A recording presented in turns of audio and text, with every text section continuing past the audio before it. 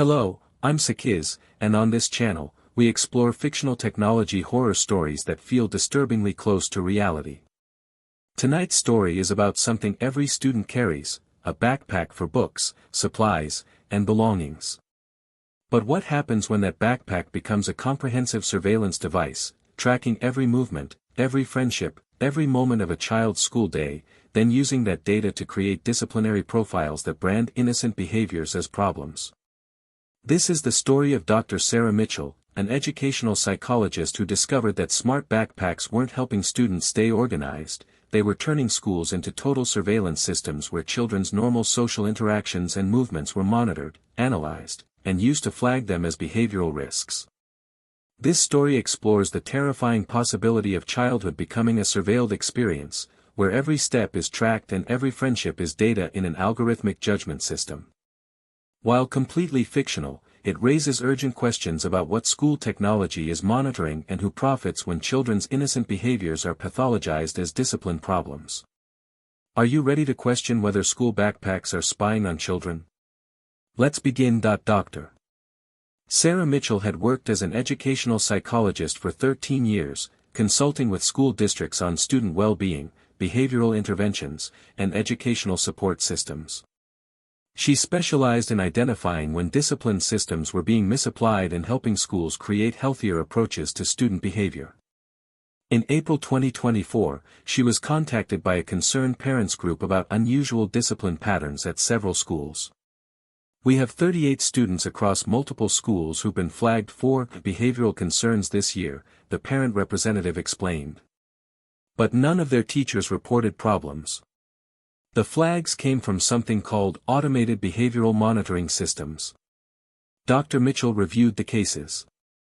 The students ranged from elementary to middle school, different backgrounds, different academic performance levels. But all had received concerning reports sent to parents and school administrators about irregular movement patterns during unstructured time, unauthorized social interactions with flagged peer groups, time spent in non-designated areas, behavioral anomalies requiring intervention. These descriptions are vague, Dr. Mitchell noted. What specific behaviors are they referencing?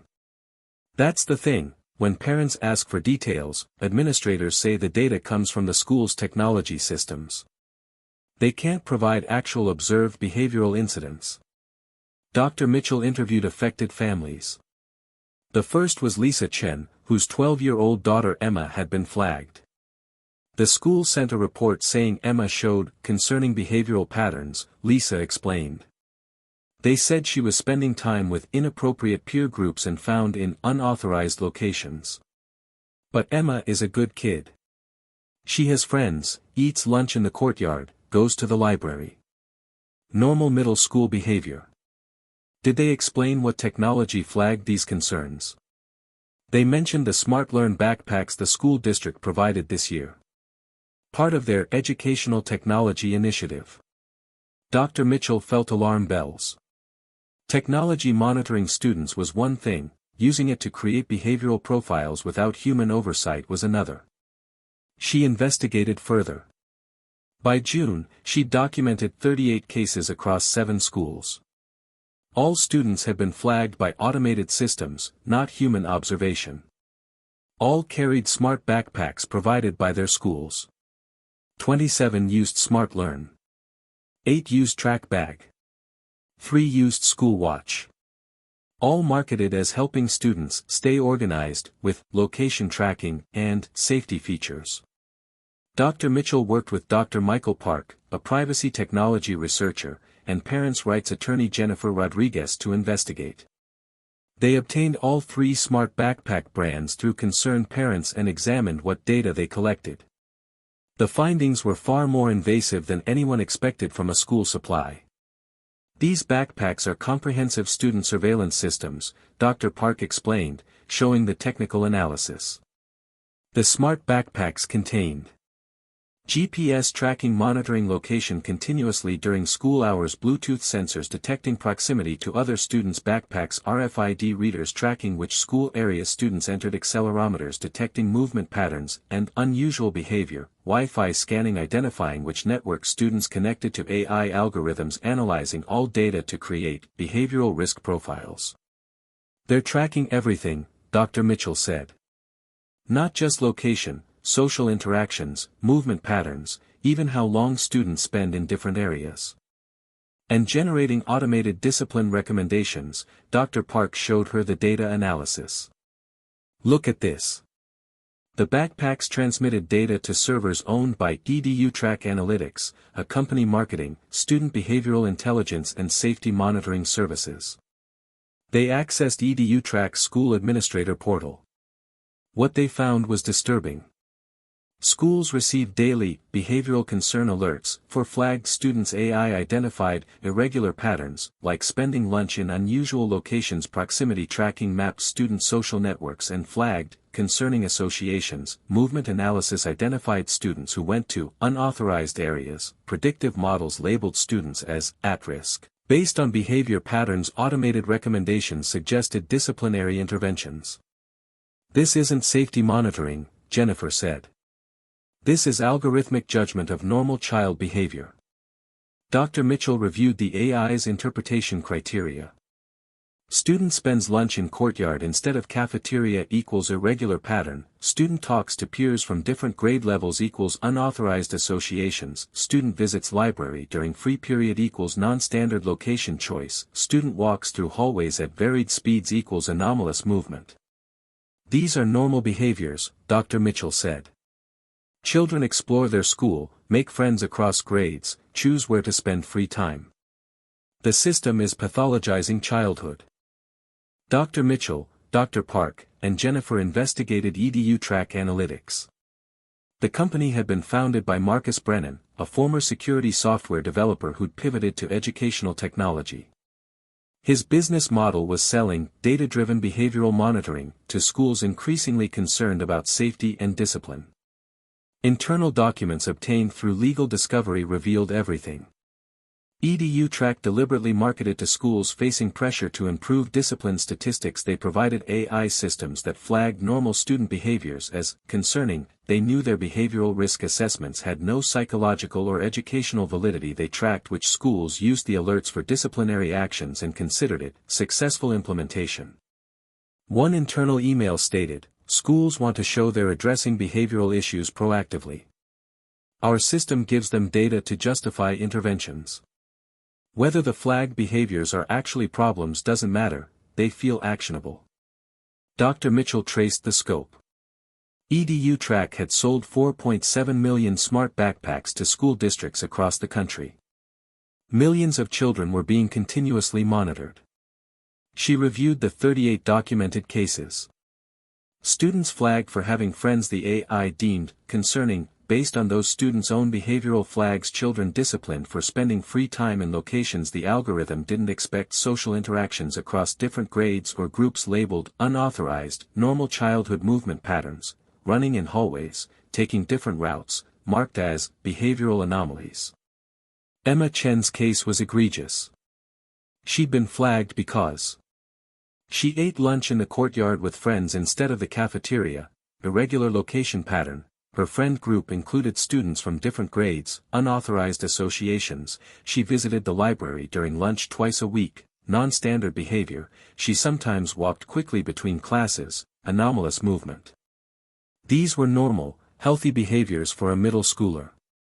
But the AI had classified them as concerning behavioral patterns requiring intervention. They're turning childhood exploration and socialization into surveillance data, Dr. Mitchell concluded. Every normal thing kids do is being monitored and judged by algorithms that don't understand child development. Dr. Mitchell worked with the 38 affected families to document how their children had been monitored and flagged. Lisa Chen described her experience. "My daughter is 12. She's supposed to be making friends, exploring her school, figuring out where she likes to spend her time.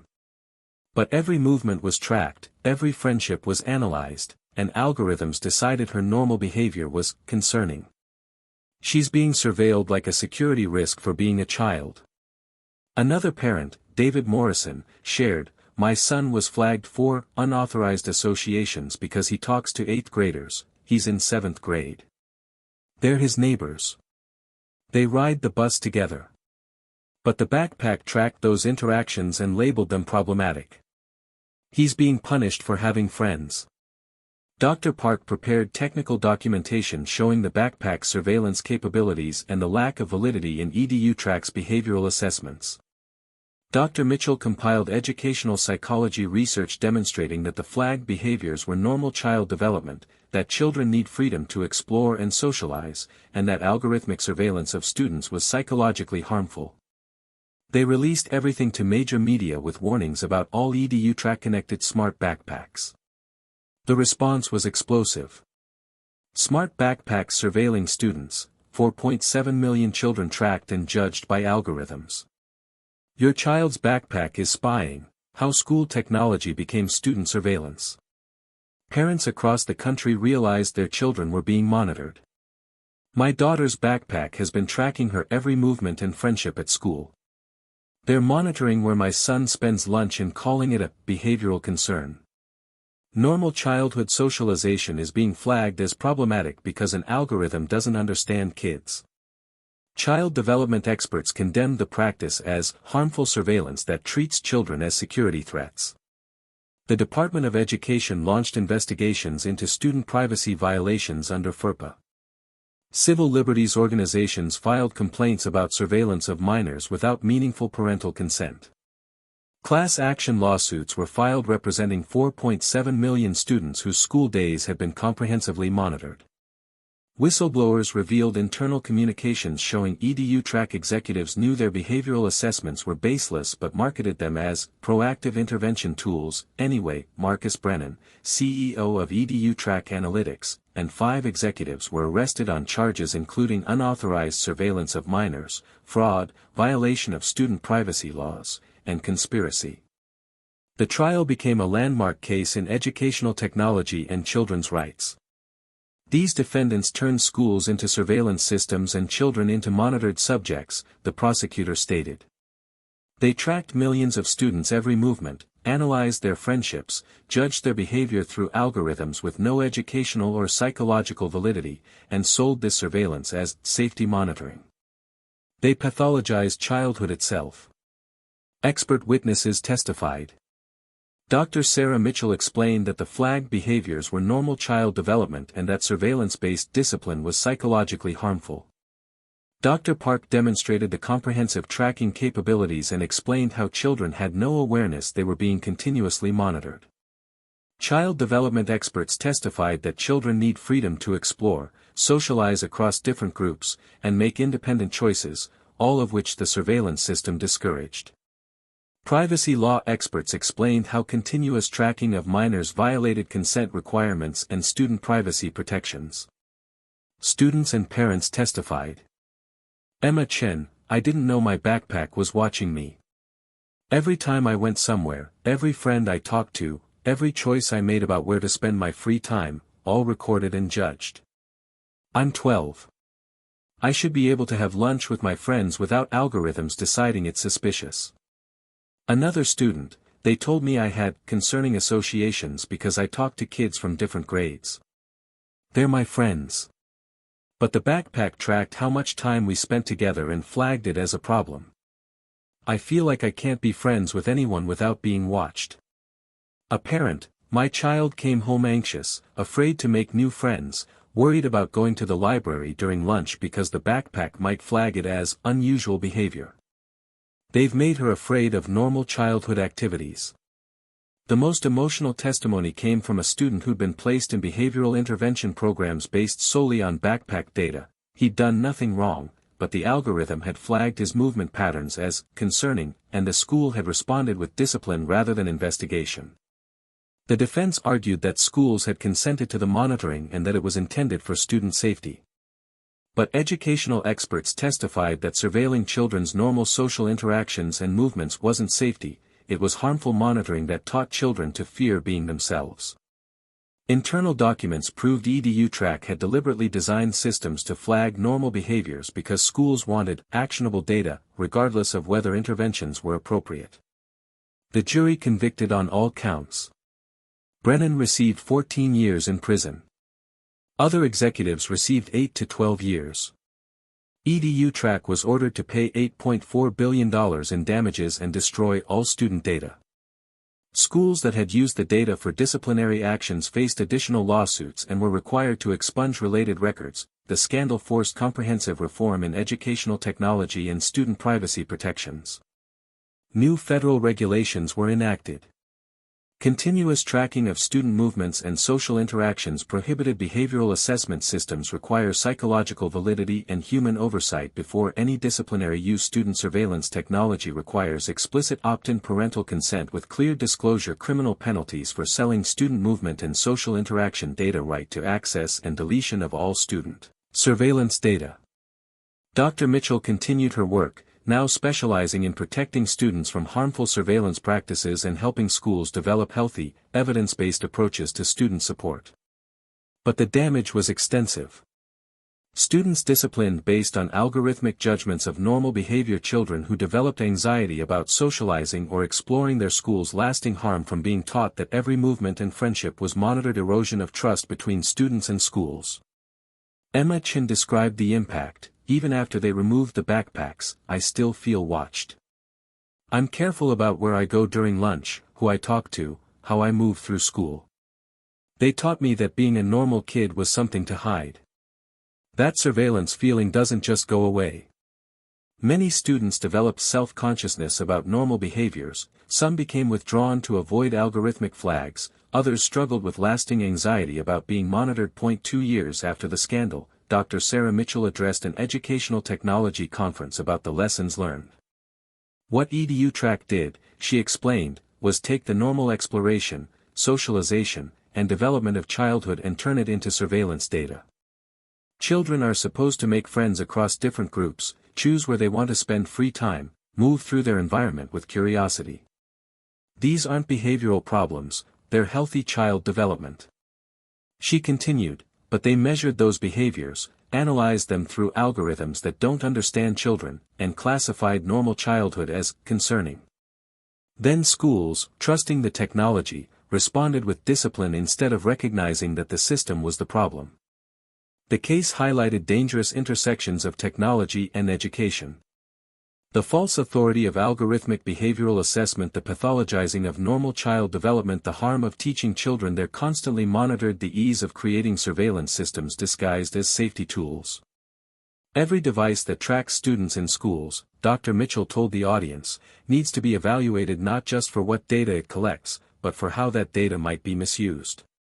Student ID cards, backpacks, tablets, each could become a surveillance tool that judges children for being children.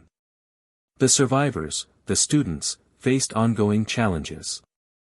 Some struggled with lasting anxiety about being observed. Many had internalized the message that their normal behaviors were problems. Difficulty trusting that schools were safe spaces to be themselves. The fundamental violation of having childhood monitored and judged. I'll never feel completely comfortable at school, one student said. They taught me that every choice I make, every friend I talk to, every place I go during lunch, someone is watching and deciding if it's acceptable. That's not how childhood should feel. The warning remains urgent. As schools adopt more connected technology, the potential for surveillance increases. Every device that tracks student location, interactions, or behaviors could be used to judge rather than support them. The lesson of the backpacks that tracked students, Dr. Mitchell concluded, is that children deserve privacy, freedom, and trust. Childhood is exploration. Friendship is across boundaries. Development is trying new things. We must protect students from surveillance systems that make them afraid to be kids. Their school days should be about learning and growing, not about avoiding algorithmic judgment. This story is completely fictional. EduTrack analytics and the described surveillance backpacks do not exist. Current smart backpacks have varying capabilities. However, the underlying concerns are real. schools do use technology to track students. The use of surveillance systems in education raises serious privacy and developmental questions, and algorithmic behavioral assessment of children is a genuine concern in educational policy. This story is meant to encourage critical thinking about student surveillance and the importance of protecting children's privacy and freedom to develop normally. Children's school days should be about growth, not surveillance. Thank you for watching.